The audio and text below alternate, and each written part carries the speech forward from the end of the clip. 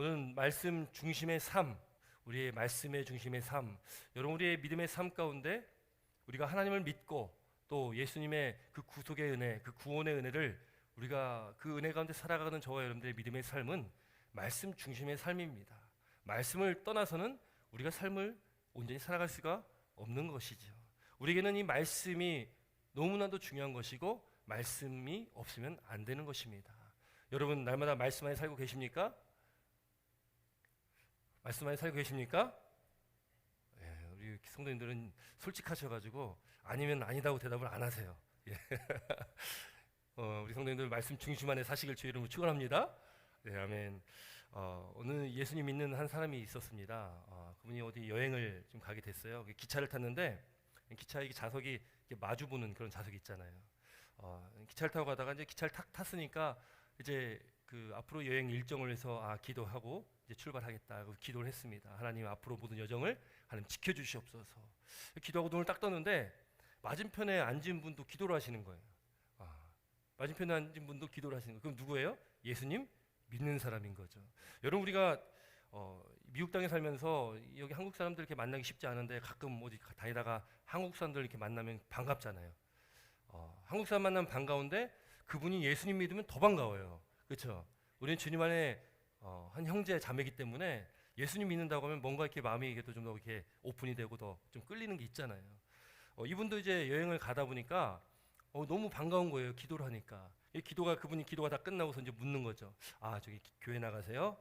네, 저도 교회 다니고 예수님 잘 믿고 있습니다. 너무 반가운 거죠. 그렇게 인사 나누고서 이제 잠시 이렇게 이제 기차가 출발하고 가고 있습니다. 어느덧 점심 때가 좀 가까웠어요. 근데 이 앞에 앉은 분들이 김밥을 싸오신 거예요. 김밥을 열어서 이렇게 김밥을 드시는데 그 냄새가 너무 맛있는 냄새가 이제 막 나는 거죠. 그러니까 이분이요 배는 고프고 좀 하나 좀 드셔보실래요? 이런 얘기 좀 한번 했으면 좋겠는데 아무 말도 안 하고 혼자 드시는 겁니다. 그래서 이분이 이제 그 앞에 김밥 드신 분에게 이렇게 이야기를 했다고 합니다. 예수님께서는 내 이웃을 내 몸과 같이 사랑하라고 하셨습니다. 여러분이 무슨 의미겠습니까?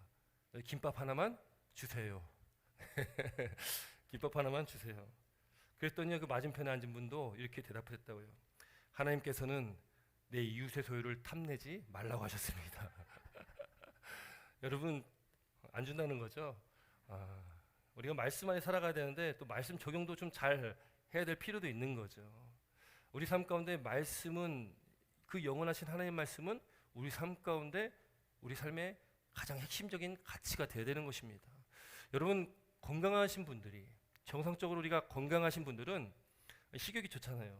저도 굉장히 잘 먹는 편인데 잘 드시고 또 이것저것 잘 드시게 되잖아요. 골고루 잘 섭취를 하게 됩니다. 근데 만약에 몸에 조금이라도 문제가 좀 있다, 몸이 좀 컨디션이 안 좋다 그러면 대번 나타나는 반응이 무엇입니까? 식욕이 떨어지게 되는 거죠. 먹는 거를 줄이게 되는 거죠. 입맛이 없어지게 되는 것입니다. 그래서 이제 연세가 있으신 분들이 이제 돌아가실 때쯤 되면은 보통 나타나는 그 증상 중에 하나가 이제 곡기를 끊는다고 하잖아요. 드시는 걸 드시지 않는다. 드시지 않다 보면 이제 임종하실 날이 가까워오고 있다 이렇게 우리가 짐작을 하지 않습니까? 이게 먹는 건 굉장히 중요합니다. 그렇게 우리가 육적인 양식, 육의 양식도 우리는 먹는 거 굉장히 중요하죠. 근데 우리가 그 육의 양식뿐만 아니라 영의 양식도 굉장히 중요하다는 것입니다. 우리 영의 양식을 먹지 않으면 안 되는 거죠. 영적으로 건강한 사람은, 영적으로 건강한 성도는 하나님 말씀을 늘 끊임없이 섭취를 해야 되는 것입니다. 하나님 말씀을 끊임없이 우리는 먹어야 되는 거죠. 하나님의 말씀이 영의 양식이기 때문에 그런 것입니다. 하나님의 말씀을 우리가 먹지 않고 하나님의 말씀 안에 살지 못하면 우리는 영적으로 병들을 수 있는 것이고 또 영적으로 죽을 수도 있는 것입니다. 그래서 우리에게는 하나님의 말씀이 너무나 필요한 것입니다. 이 마태복음 4장 4절에 보면은 예수님께서 신명기의 말씀을 인용하셔서 이렇게 말씀하십니다. 예수께서 대답하여 이르시되 기록되었으되 사람이 떡으로만 살 것이 아니요 하나님의 입으로부터 나오는 모든 말씀으로 살 것이니라. 사람이요 떡으로만 사는 것이 아니라는 거. 떡도 필요하죠. 우리 육양식도 필요합니다. 그러나 그게 다가 아니고 하나님 입으로부터 나오는 모든 말씀, 우리에게 그 말씀이 필요하다는 겁니다. 아무리 떡을 먹고 우리가 육은 건강하다 할지라도 우리가 영양식을 먹지 않으면, 우리가 그렇게 영적으로 죽는다면 우리는 이 땅의 삶은 어떻게든 살아가겠지만 이 이후에 영적인, 우리가 이젠 죽어서 갈 그 하나님의 영원한 그 하나님의 나라에 우리가 들어가지 못할 수도 있다는 겁니다. 영원한 죽음을 맞이하게 된다는 겁니다. 그래서 우리에게 필요한 것이 이 영양식을 잘 먹어야 된다는 것이죠. 오늘날에는요, 우리가 너무 좋은 환경 가운데 또 좋은 나라에서 또 태어나기도 하고 또 살아가기도 하지 않습니까? 우리가 이제는 먹는 거에 대해서 이제 뭐 지금 없어서 못 먹지는 않잖아요. 오히려 남아가지고 우리가 남기는 일이 있어도 없어서 못 먹지는 않습니다. 그래서 요즘에는요, 너무 잘 먹어가지고 병이 생기는데 그 병을 이렇게 부르더라고요. 부자병이다. 부자병이라고 하는 거죠. 오늘날에도 지구 곳곳에 아직도 못 먹어가지고 죽어가는 인구가, 수많은 인구가 있다는 거죠. 그러나 우리는 이렇게 축복받은 땅에서 이 축복된 삶을 살아가고 있다는 것을 우리는 감사해야 되는 겁니다. 우리가 하루하루 이렇게 먹을 수 있다는 것, 또 넉넉하게 먹을 수 있다는 것도 너무나 감사한 일 아니겠습니까? 이 부자병, 그래서 요즘에 우리 사람들이 걸리는 질병의 약 90% 정도가 다 먹어서 생기는 병들이라는 거죠. 먹어도 적당히 먹어야 되고 좋은 거 먹어야 되는데 너무 많이 먹다 보니까 생기는 병들, 절제하지 못해서 그런 여러 가지 병들이 생긴다고 기록에 이렇게 나오고 있습니다. 여러분, 우리가 이 육의 양식뿐만 아니라 또 이 영의 양식을 먹어야 되는 것. 여러분, 육의 양식을 왜 먹습니까? 우리가 먹는 이유가 무엇입니까? 먹는 이유는 단순합니다. 먹는 이유는 살기 위해서 먹는 것입니다. 먹지 않으면 죽기 때문에 살기 위해서 우리가 먹는 것이죠. 우리의 영양식을 먹는 이유도 단순합니다. 그것도 우리가 살기 위해서 먹는 겁니다. 우리의 영이 살기 위해서 우리는 영양식을 먹는 겁니다. 그래서 우리는 하나님의 말씀을 끊임없이 우리는 말씀 안에서 말씀을 먹으며 우리는 살아가야 된다는 것이죠. 사랑하는 성도 여러분, 날마다 우리 믿음의 삶 가운데 영양식을 넉넉히 충분히 드시기를 주의 이름으로 축원합니다. 항상 말씀 중심 안의 삶을 사시기를 주의 이름으로 축원합니다. 여러분, 오늘 본문 말씀에는요, 어떻게 말씀 중심에 살아갈까? 또 오늘 말씀에는 시편 기자의 그 삶 속에 그가 그렇게 말씀 중심의 삶을 살았던 그 삶의 모습, 그의 고백이 담겨 있어요. 우리 한번 97절부터 100절까지 말씀 같이 한번 읽겠습니다. 97절에서 100절입니다. 시작.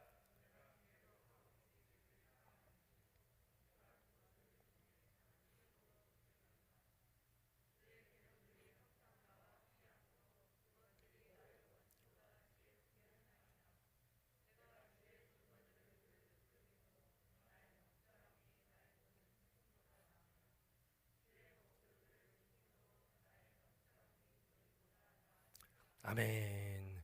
여러분, 시편 기자가요 고백합니다. 하나님의 말씀, 주의 법을 어찌 그리 사랑하는지요. 이건 시편입니다. 시라는 거죠. 그럼 여기에는 여러 가지 의미가 있는 겁니다. 내가 주의 법을 어찌 그리 사랑하는지요. 이것은 하나님, 내가 하나님의 말씀을 이렇게 사랑합니다. 이런 표현도 다 들어있는 거죠. 시편 기자가 하나님의 말씀을 너무 사랑하는 그 마음을 지금 이 한 줄로 지금 고백을 하고 있는 것입니다. 여러분, 오늘 우리가 읽은 이 본문이 있는 시편 119편은 성경에서 가장 긴 장이기도 합니다. 근데 이 119편 말씀을 한번 쭉 보시면은 말씀 한 구절 한 구절마다 다 하나님의 말씀에 대한 단어들이 다 있어요. 하나님의 말씀, 하나님의 도, 주의 법, 주의 계명, 주의 율례, 구절 구절마다 그런 단어들이 다 껴 있습니다. 곧 이 119편은 하나님의 말씀에 대한 말씀인데, 오늘 이 말씀 가운데 시편 기자는 그 사랑하는 그 말씀을 내가 종일 작은 소리로 읊조립니다, 이렇게 고백하고 있는 거죠. 작은 소리로 읊조린다. 이것을 영어 성경으로 직역을 하면요, 나는 하루 종일 그것에 대해 묵상합니다. 그것이 바로 말씀이잖아요. 나는 하루 종일 말씀에 대해 묵상합니다. 말씀을 묵상합니다라는 그런 의미입니다. 시편 기자는 너무 사랑하는 그 말씀을 나는 하루 종일 그것을 묵상합니다. 그것을 종일 읊조립니다.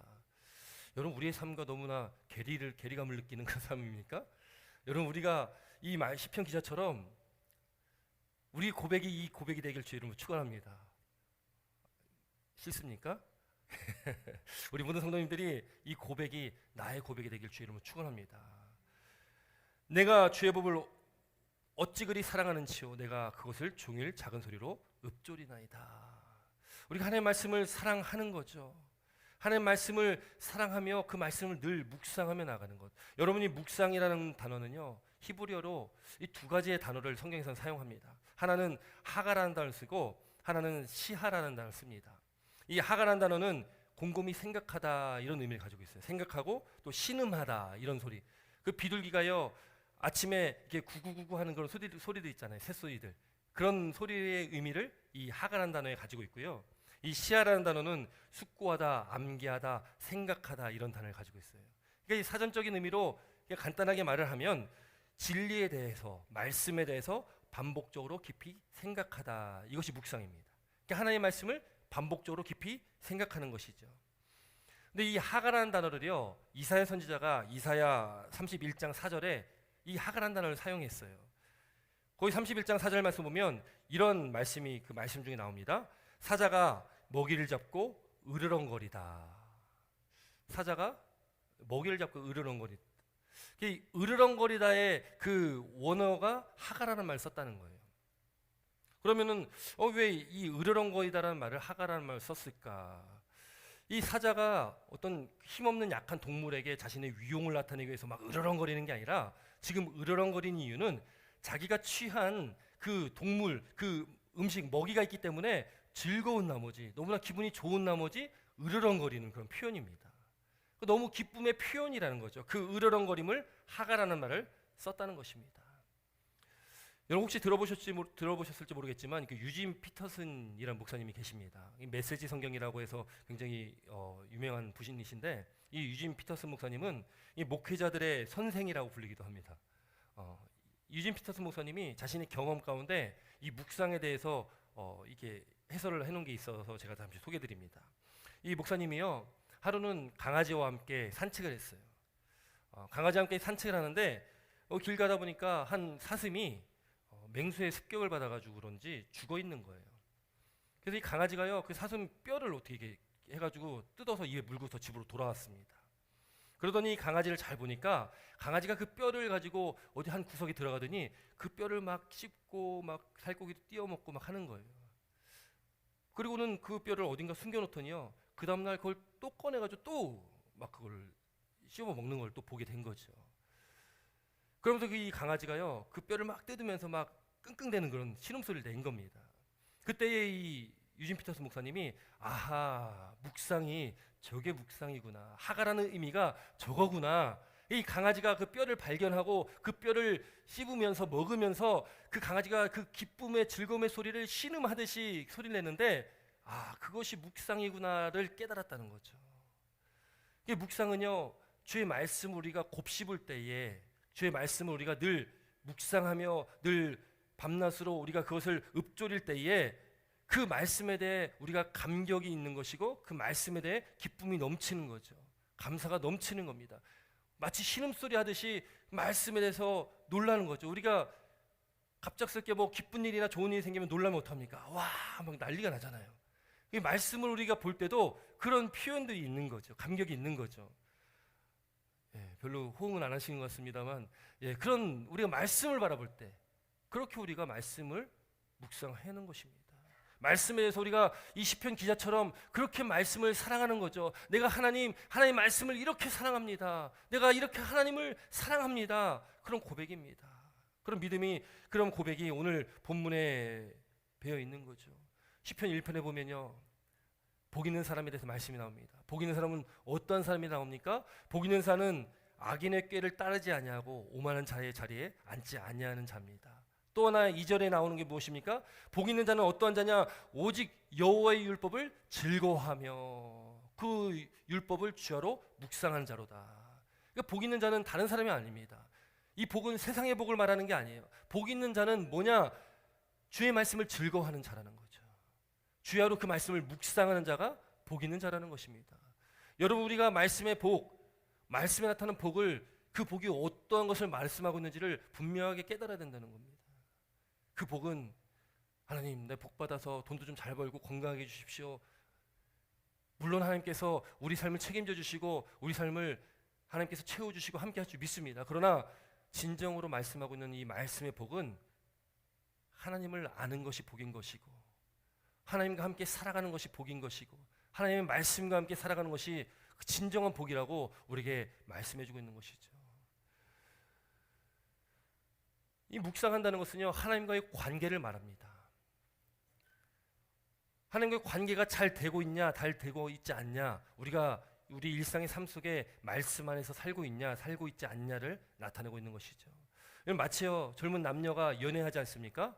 연애하면은 서로를 알기 위해서 얼마나 노력을 합니까? 어떻게든 상대방의 마음을 좀 알으려고 그 노력을 하면서 연애를 하지 않습니까? 여러분, 하나님은요, 우리를 너무나 잘 아시는 분이시잖아요. 우리를 창세 전부터 우리를 택하시고 우리를 예정하시고 우리를 지으신 하나님이십니다.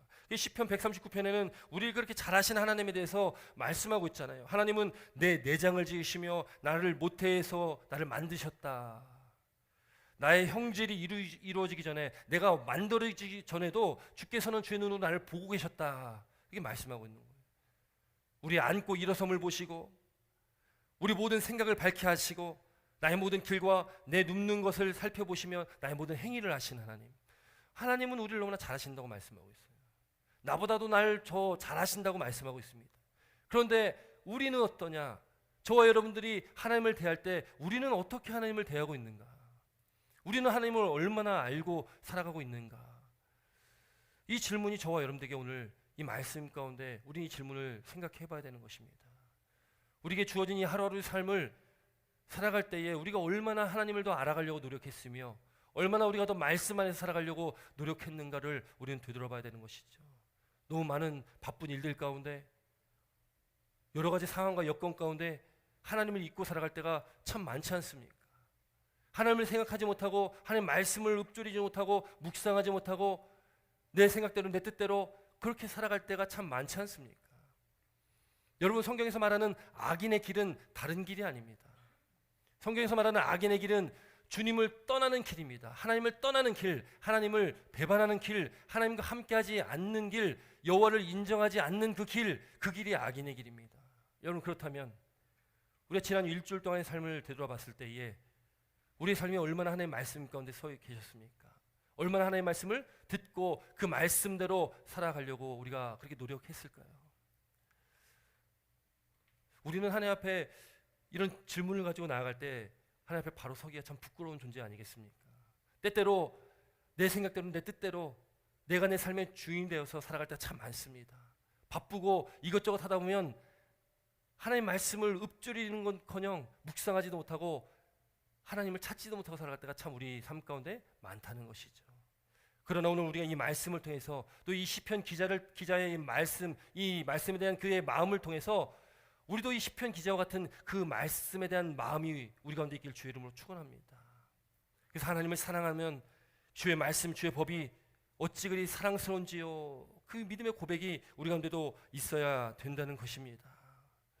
그렇게 우리 가운데 말씀이 있고 또 우리가 그 말씀 안에 살아갈 때에 우리 삶의 말씀이 중심이 되어질 때에 우리는 그 말씀 가운데 원수보다 더 지혜롭게 되어진다 말씀합니다. 스승보다도 노인보다도 더 명철하게 되어진다고 지금 시편 기자는 고백하고 있다는 거죠.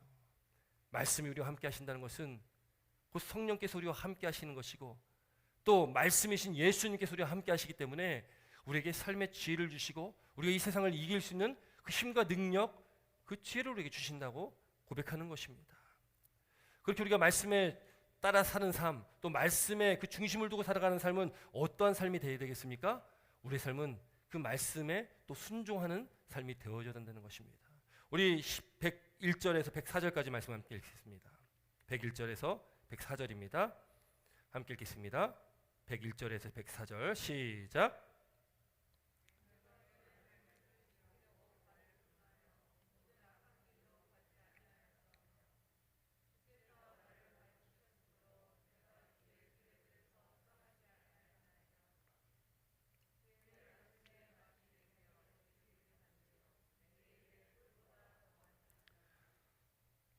주의 법도들로 말미암아 내가 명철하게 되었으므로 모든 거짓 행위를 미워하나이다. 아멘. 여러분, 지금 이 101편 말씀 보면은 시편 기자가 얼마나 말씀 안에 살아가려고 그가 바둥바둥 했는지를 우리에게 잘 말씀해주고 있는 것입니다. 내가 주의 말씀을 지키려고 발을 금하며 모든 악한 길로 가지 아니하였습니다. 그가 말씀을 지키려고, 이 의지적인 표현입니다. 말씀을 지켜 살아가려고 발을 금했다. 악한 길로 가지 않았다. 여러분, 우리는요, 악한 길이 아니라 우리는 말씀 안에, 우리는 하나님의 선하신 그 길로 나아가야 됩니다. 여러분, 하나님께서 우리와 함께 하시면은 우리는 빛 가운데로 나아가는 것입니다. 그러나 하나님께서 우리와 함께 하시지 않는 삶을 살아간다면 우리는 어둠 가운데 살아가게 되는 것이죠. 우리를 빛의 자녀로 불러주셨지만 하나님을 인정하지 않고 하나님을 내 안에 모시지 않고 하나님과 함께 살아가지 않으면, 여러분, 어둠의 정의는 빛의 부재입니다. 빛이 없으면 그것은 어둠이라는 거죠. 하나님이 계시지 않으면 그것은 어둠입니다. 우리가 때때로 그렇게 어둠의 삶을, 어둠의 그 때를 살아가게 된다는 것이죠. 하나님을 떠난 삶은 그 어두움 가운데 이 세상 속에서 흔들릴 수밖에 없습니다. 이 세상 가운데서 세상의 그 가치를 쫓아갈 수밖에 없는 것입니다. 세상의 법에 빠져 살아갈 수밖에 없는 것입니다. 그러다 보면 하나님을 배반하는 것이고 하나님을 인정하지 않는 그 삶으로 나아가는 것이죠. 여러분, 그래서요, 데살로니가전서 5장 22절에 악은 어떤 모양이라도 버려라 이렇게 말씀합니다. 악은 어떤 모양이라도 버려라. 여러분, 아까 말씀드렸듯이 이 악이라는 것은 하나님의 말씀을 거부하는 것입니다. 하나님의 말씀을 따르지 않는 것이 악한 길의 삶입니다. 우리가 기억하고 명심해야 될 것은요, 하나님께서 이 악한 것들을 싫어하시고 죄를 싫어하신다. 우리는 악한 길로 나가면 안 되는 것이죠. 우리는 오직 말씀의 길로 나아가셔야 되는 걸 믿으시기 바랍니다. 여러분, 이 세상은요, 악한 것들 천지 아니겠습니까? 지금 주님께 다시 이 땅에 재림하실 때에 심판주로 오실 텐데, 주님께 이 땅에 재림하실 그때까지는 이 세상 권세를 악한 영들이 쥐고 있는 것입니다. 여러분, 세상을 보십시오. 세상이 얼마나 어둡고 폐역하고 혼미하고 혼택합니까? 하나님의 법과 말씀과는 반대되는 그런 세상이 점점 세상으로 나아가는 것이죠. 우리 안에 말씀이 있지 않으면 우리도 이 혼미하고 혼탁한 이 어두운 세상 가운데서 빠져 살아갈 수밖에 없는 그런 연약한 존재라는 것입니다. 데살로니가전서에서는 분명하게 우리에게 말씀하는 것입니다. 악은 어떤 모양이라도 버려라. 악의 모양이 있다는 것이죠. 여러분, 창세기 3장에 보면은 아담과 하와가 뱀의 유혹을 받는 장면이 나옵니다. 하나님께서 아담과 하와에게 말씀하셨죠. 다른 건 다 먹어도 되는데 저 선악을 알게 하는 나무 열매는 절대 먹지 마라. 그거 먹으면 반드시 죽어. 근데 뱀이요, 그들 유혹하지 않습니까? 그들 꼬시지 않습니까? 그 뱀의 유혹을 듣고서 하와가 그 나무를 본즉, 창세기 3장 6절 말씀입니다. 그 여자가 그 나무를 본즉 먹음직도 하고 보암직도 하고 지혜롭게 할 만큼 탐스럽기도 한 나무인지라. 보니까요, 너무 먹음직스러운 거죠. 너무 보암직스러운 겁니다. 지혜롭게 할 만큼 탐스러운 그런 열매가 거기 맺혀져 있는 것이죠. 그러면 얼마나 먹고 싶겠습니까? 아, 저거 먹으면은 하나님과 같이 된다고 했는데. 여러분, 지금 시편 기자도요, 발을 금했다. 내가 주의 말씀 지키려고 발을 금했다. 그 의지의 표현이죠. 그가 악한 길로 가지 않기 위해서 그가 최선을 다해서 지금 그 삶을 지금 근신하며 지금 살아가고 있는 것입니다. 근데 하와는 그걸 봄으로 인해서 그 먹음직스럽기도 하고 보암직스럽기도 한 지혜롭게 할 만큼 탐스러운 그 열매를 봄으로 인해서 먹게 되어진 것입니다. 여러분, 세상에서는요, 지금 이 세상의 주관자인 악한 영들은 우리를 믿는 자들을 쓰러뜨리기 위해서 눈에 보이듯이 뚜렷한 뭔가를 가지고 우리에게 나타나는 것이 아니라 오늘날 시대는요, 우리가 알지 못하는 사이에 우리에게 침투하는 그런 악한 영들의 세력들이 있다는 것을 우리는 기억해야 됩니다. 오늘 사상이 어떻습니까? 오늘날 포스트 모더니즘이라고 하지 않습니까? 절대적인 것을 부정합니다. 유일신 하나님이 어딨냐? 모든 것이 다 신이 될 수 있다. 다신론이죠. 모든 것이 다 신이 될 수 있다 생각하는 사람, 이 세상입니다. 너도 나도 다 신이 될 수 있는 거야. 그러다 보니까 하나님을 인정하지 않고 거부하는 것입니다.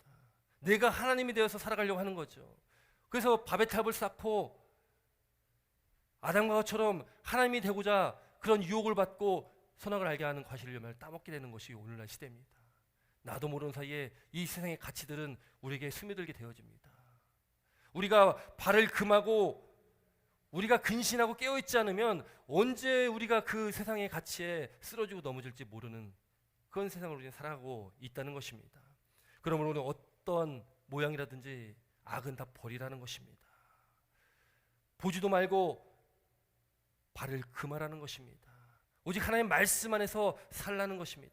말씀 안에서 좌로나 우로나 치우치지 않고 딴 길로 가지 않고 곁눈질하지 않고 오직 주님만을 바라보는 그런 삶을 살라고 성경을 말씀하고 있는 것입니다.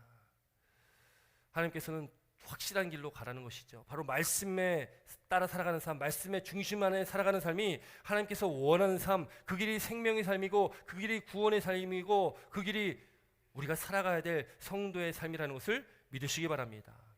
요한계시록에도요, 소아시아의 7교회를 책망하는 말씀이 나오는데 라오디게아 교회에게 이렇게 책망하시는 거죠. 내같이 미지근하여서 뜨겁지도 않고 차지도 않게 살지 말라는 것입니다. 미지근한 신앙생활을 하지 말라는 거예요. 여러분, 이것이 무엇을 의미하겠습니까? 그럼 차갑던지 뜨겁던지 둘 중에 하나를 택하라는 것입니까? 그것은 마치 부모가 자녀들에게, 자녀가 공부를 잘 안 하는 자녀가 있다면 너 그렇게 할 거면 공부 때려쳐, 뭐 이런 얘기 할 수 있잖아요. 그러면 부모가요, 자녀들에게 그 공부를 진짜 때려치우라고 하지 말라고 그런 말을 하겠습니까? 열심히 좀 해, 열심히 좀 해, 이걸 말하는 거잖아요. 여러분, 지금 이 라오디게에 책망하시는 말씀, 미지근하여 뜨겁지도 아니하고 차지도 아니하니 내 입에서 너를 토하여 버리리라, 이것은 뜨거워지라는 것입니다. 뜨거워져라, 하나님을 사랑해라, 주의 말씀을 사랑해라, 그것을 말씀하고 있는 거예요. 여러분, 오늘날 살아가는 저와 여러분에게도 동일하게 주시는 말씀입니다. 여러분의 지금 우리의 삶은 어떻습니까? 우리도 그렇게 미지근하게 살지 않습니까? 여러분, 오늘 이 말씀 가운데 우리가 깨닫고 하나님 앞에 뜨거워지시길 주의 이름으로 축원합니다. 하나님 말씀 안에서 말씀의 중심에 그 삶을 살아가시기를 주의 이름으로 축원합니다. 여러분, 우리가 살아갈 길은 그 길이라는 것이죠. 우리가 말씀 안에 살아갈 때에 그 길은 생명의 길이 되어진다는 것입니다. 여러분께서 디모데후서 3장 15절 17절까지의 말씀 보면, 어려서부터 성경을 알았나니 성경은 능히 너로 하여금 그리스도 예수 안에 있는 믿음으로 말미암아 구원에 이르는 지혜가 있게 하느니라. 성경에 지혜가 있다는 거죠. 모든 성경은 하나님의 감동으로 된 것으로 교훈과 책망과 바르게 함과 의로 교육하게 유익하니 이는 하나님의 사람으로 온전하게 하며 모든 선한 일을 행할 능력을 갖추게 하려 함이라. 우리의 성경을 통해서 우리가 살아갈 때에 우리가 하나님의 사람으로 온전하게 살아갈 수가 있는 것입니다. 우리 이 세상 가운데 모든 선한 일을 행할 수 있는 그 능력이 말씀 가운데 우리 가운데 나타난다는 것이죠. 우리 성도의 능력은 다른 데서 나오는 것이 아닙니다. 하나님의 말씀에서 우리의 능력이 나온다는 것을 믿으시기 바랍니다. 말씀은 무엇입니까? 말씀은 곧 하나님이십니다. 말씀이 육신이 되어 이 땅에 오신 분이 누구십니까? 바로 예수 그리스도이십니다. 말씀은 곧 하나님이시고 예수님이시고 또 예수님께서 우리에게 보내주신 성령께서 이 말씀을 깨닫게 하시는 겁니다. 우리가 말씀을 듣고 말씀을 읽을 때에, 말씀을 묵상할 때에 성령께서 우리에게 가르치시는 거거든요. 우리를 가르치시며 하나님의 뜻이 무엇인지를 분별하게 하십니다. 여러분, 우리의 모든 믿음의 삶 가운데 그 하나님이 우리 안에 계시고 또 성령께서 우리 안에 계심으로 하나님의 말씀을 우리가 읽을 때에, 묵상할 때에 깨달아지는 은혜가 있길 주의 이름으로 축원합니다. 여러분, 일주일 동안 또 한 주간의 삶을 살아갈 때에 말씀을 붙드시기 바랍니다. 시편 기자의 고백처럼 내가 주의 법을 어찌 그리 사랑하는지요. 내가 그렇게 사랑합니다. 시편 기자가 말씀에 대해서 뭐라고 고백합니까?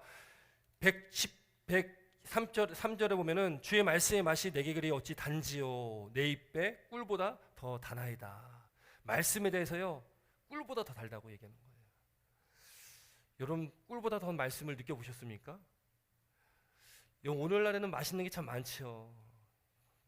근데 이 시편 기자가 살았을 그때는 아마도 꿀보다 더 맛있는 거는 없었을 것입니다. 꿀이 아마 세상에서 가장 최고로 맛있고 단 것이 아마 꿀이었을 겁니다. 근데 시편 기자가 고백하기를 주의 말씀이 단데 어느 정도로 다냐? 이 세상에서 가장 달다고 하는 꿀보다 더 달다 이렇게 말씀하는 겁니다. 여러분 말씀 읽을 때에 이 말씀이 믿어지시길 주로 축원합니다. 정말로 꿀보다 더 단 말씀을 체험하시길 바랍니다. 저도 말씀을 읽으면서요, 이 말씀 읽으면 어려운 말씀도 참 많잖아요. 여러분 말씀 읽을 때에 저는 많은 말씀 중에 이 열왕기상 말씀 가지고 은혜를 많이 받았었거든요. 열왕기 상하 말씀 보면 이스라엘의 그 왕들에 대한 이야기들이 나옵니다. 그 왕들에 대한 이야기 쭉 나오는데 그게 그렇게 은혜가 되더라고요. 뭐 큰 내용도 없는데 그 왕들이 어떻게 살아갔는지에 대한 말씀을 읽는데 눈물이 막 흐르는 거예요. 왜 그렇겠습니까? 왕들의 모습을 보니까요, 제 모습인 거죠. 왕들이요, 하나같이 이스라엘에 수많은 왕들이 몇십 명의 왕들이 있는데 하나같이 하나님의 말씀대로 살아가는 왕들이 몇 명 없어요. 다 하나님의 말씀을 떠나서 다 잘못된 길로, 악한 길로 그렇게 나아갔습니다. 근데 그 말씀을 읽는데 내가 그렇게 살고 있는 내 모습이 바라봐지는 것이죠. 여러분 우리가 말씀을 볼 때 전혀 생각하지 못한 부분에서 은혜가 될 때가 있습니다. 또 늘 아는 말씀인데도 그 말씀을 읽을 때, 들었을 때에 또 다른 은혜가 있을 때가 참 많다는 것이죠. 그때 저는요, 정말 이 말씀이 꿀보다 더 달구나라는 것을 깨닫게 됩니다. 여러분, 이 꿀보다도 더 단 하나님의 말씀의 이 맛을 체험하시기 주의 이름으로 축원합니다. 그 말씀의 맛을 체험하실 때에 우리가 이 말씀 중심의 삶을 살아갈 수가 있다는 것이죠. 주의 말씀은 내 발의 등이요 내 길의 빛이니이다. 그 말씀이 우리가 나아가는 길을 밝힐 그 등이라는 것입니다. 우리 길의 빛이라는 것이죠. 우리가 이 세상을 살아갈 수 있는 삶의 힘이, 능력이 이 말씀 가운데로서 나타난다고 우리에게 전해주고 있는 것입니다. 사랑하는 성도 여러분, 우리가 묵상합니다. 매일매일 카톡으로 말씀 올라가고 또 우리가 큐티도 또 오더에서 큐티로 또 함께 말씀을 나누게 됩니다. 여러분 날마다 우리 삶 가운데 말씀을 더 사랑하시길 바랍니다. 그것이 곧 하나님을 사랑하시는 겁니다. 하나님을 더 알아가는 방법이 바로 말씀을 보는 것입니다. 말씀을 보지 않으면 하나님을 알 수가 없는 것입니다. 우리가 한 주간의 삶을 살 때에 그렇게 하나님을 사랑하고 또 말씀을 살아가는 그 말씀 중심의 삶을 살아가시기를 주의 이름으로 축원합니다. 기도드리겠습니다.